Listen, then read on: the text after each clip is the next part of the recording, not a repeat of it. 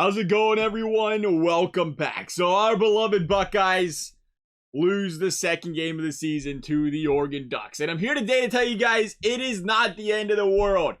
And here's why. The Bengals play today, baby. What else? No. That's one plus, unless you're a Browns fan. But you gotta look at this team. You gotta look what happened on this field yesterday.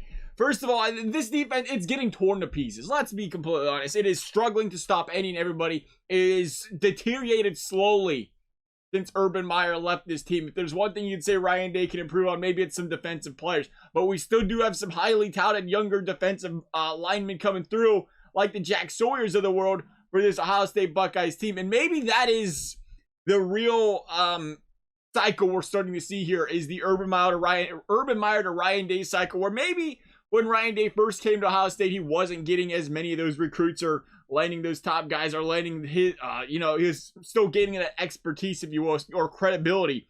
And now that he's earned that, you're starting to see some of those guys come back to Ohio State, start to improve that draft class once again. We're starting to see that cycle through. That's a possibility. This is a team that it's young across the board. You got a lot of freshmen secondary. You got some freshmen on the defensive line. You got some freshmen on offense in, Stroud, the running game. You got some younger wide receivers that are going to be very promising. In Jigba, Fleming, you talk about when Olave and Garrett Wilson leave, those guys are still going to be around. So the future of this Ohio State Buckeyes team looks pretty nasty. It really does. When you consider these guys are going to be a part of this team for 1-2 more years, gaining more experience. But let's talk about this year. This is a game where, again, we talk about the defense struggling, but you know what this defense has done last year, this year, over time.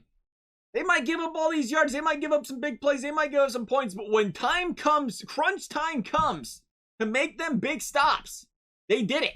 They did it twice in this game in the fourth quarter and gave the offense a chance to tie this football game, which is what you ask for out of them. And the offense came up empty-handed. Now, the one drive was kind of shot short on questionable holding, if you will. Refs had some interesting calls in this game. There's no question about it. I think they missed some calls. But guess what? Are we going to talk about the calls they missed? No. You know why? Because this Ohio State Buckeyes team, as noted here, I think we got the notes right. Might be wrong. I got down that the Ohio State Buckeyes had 3 overthrows in this game by CJ Stroud that would have been touchdowns. They had 2 drop passes. You remember early in the game, didn't think it meant much. Olave dropped that one down the sideline. Touchdown. Came up empty-handed. There was a couple drives in this game where the Buckeyes had deep bomb touchdowns. They didn't end up connecting on them. They turned the ball away. Or they gave the ball away. Turned it over. Or punted it. Whatever. They had their opportunities. I think that this team could have, really blown this game open with some of them big plays, or at least had to put them in a much more favorable position, and they couldn't do it. All that being said, though, all those big missed opportunities, and CJ Stroud still dang nearly threw for 500 yards in this game. This guy is 19 years old. He's going to be a Buckeye for 2 more years. It's incredible. 19 guys playing like this. He could be one of the best pure passes we've seen in Ohio State Buckeye history. I said it 2 games into his career. I get what's around him. But I think what you look at in a guy like this, you already say NFL-ready talent. Because he's looking to throw that football. He's not looking to run the ball. And that is the one, downside, if you will, because it is college at the end of the day. You see CJ Stroud. I love seeing this guy pass first. He's not looking to run the football. He's not tucking and running.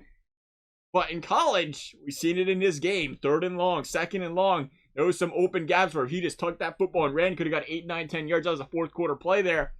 Got it 3rd and short, or 3rd and manageable there. But he forced that one interception there, and he tries to throw the football and make plays with it. And you have to love that out of a quarterback, though, to see him play the way he does and go out there and try to make plays instead of just trying to run that football. It's awesome. But in college, got to take them opportunities. Even in the NFL now, where it's starting to become more renowned in the league to go out there and run that football. But it's still early in the season.